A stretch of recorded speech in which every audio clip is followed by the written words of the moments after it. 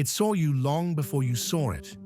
It registered your heat, your motion, your massive, clumsy silhouette against the light. And it hasn't moved a muscle for an hour. This isn't just an insect. Most bugs are simple, ancient programs: react, feed, flee, repeat. They are slaves to stimuli, driven by panic and chemistry. They are two-dimensional. This is something else. This is a patient, living weapon, a biological assassin.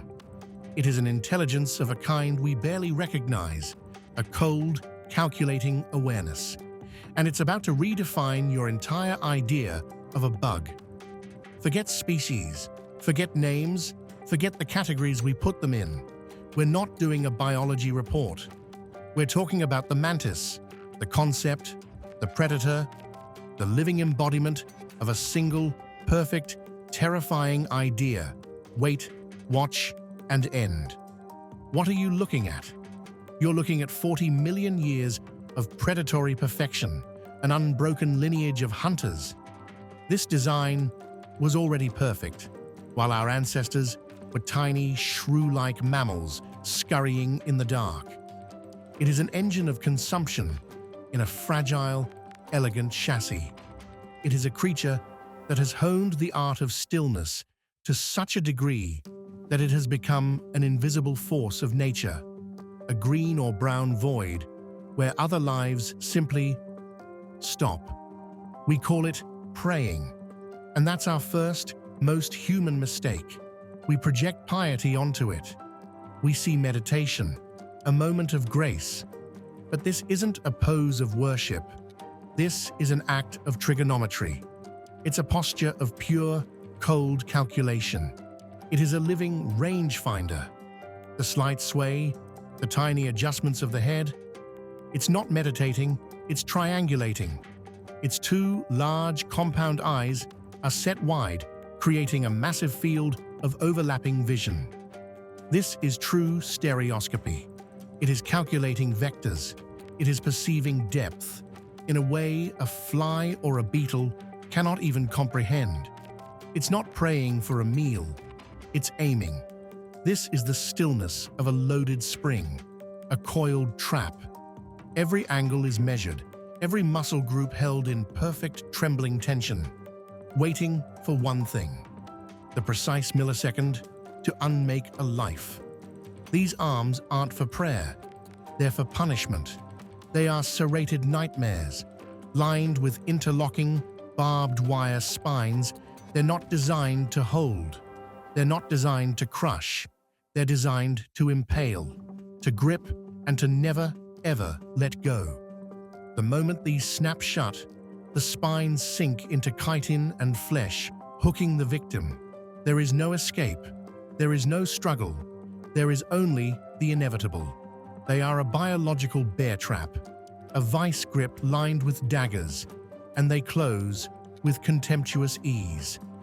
And yet, on this same instrument of death, you'll find a delicate brush of hairs used for one purpose: to meticulously, gently clean its face and antennae. It is a killing machine that values hygiene. And the speed, 50 thousandths of a second. Let's put that in perspective. A blink of your eye is 300 thousandths of a second. This strike is 6 times faster than your blink. This isn't just muscle. A muscle alone can't move that fast. It's a catapult, a biological spring latch system. The mantis spends a full, slow second flexing its muscles, loading potential energy into a spring-like piece of its own exoskeleton, like drawing the string on a medieval siege engine. Then it releases a latch. All that stored energy explodes at once, firing that arm faster than its own nerves can even signal.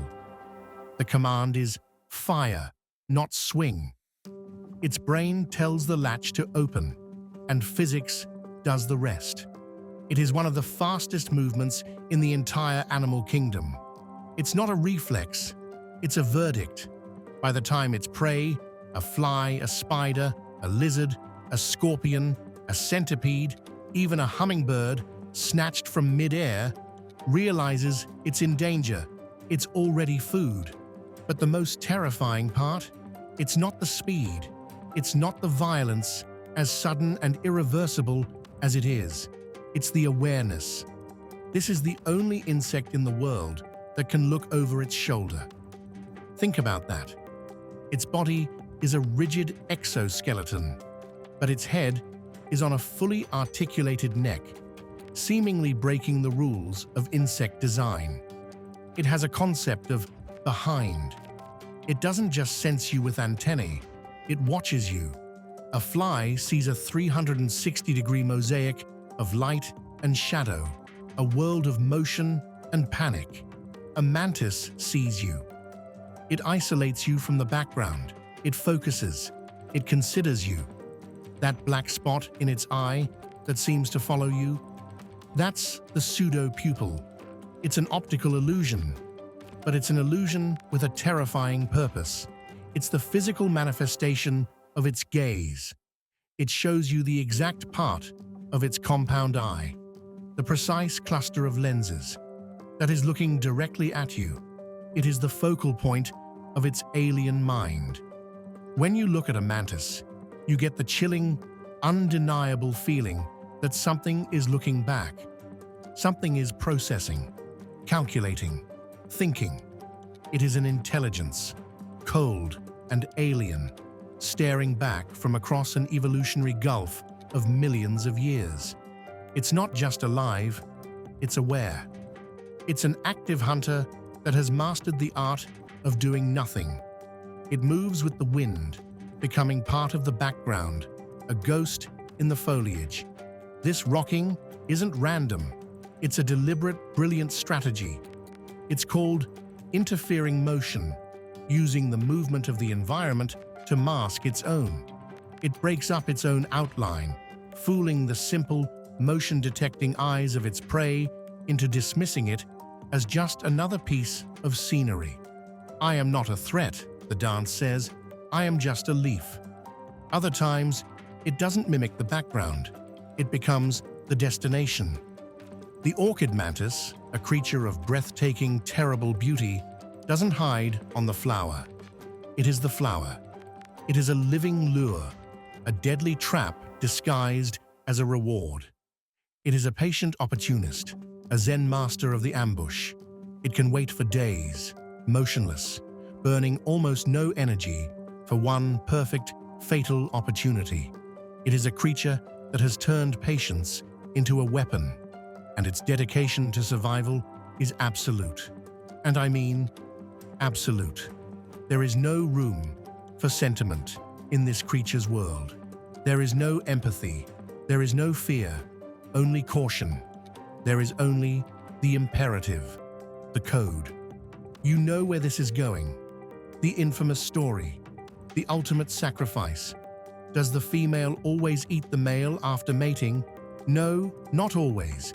In the wild, he often gets away. But does it happen? Oh yes, frequently. But this isn't malice. This isn't cruelty. This isn't an act of anger or dominance. This is the coldest, most brutal pragmatism in nature.